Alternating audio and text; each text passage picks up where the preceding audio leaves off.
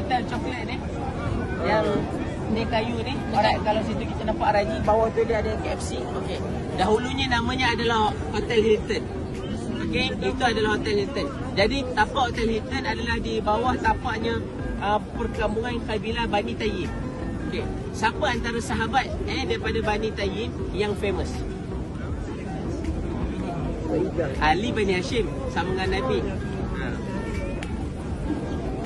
Bani Tayyib adalah sahabat yang menjadi khalifah yang pertama dalam Islam, Saidina Abu Bakar. Kat situ lah. Jadi ini tapak rumah Saidina Abu Bakar dan juga kabilahnya.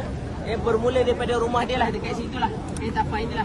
Bermula daripada situlah tempat penghijrahan baginda Rasulullah SAW bersama Saidina Abu Bakar.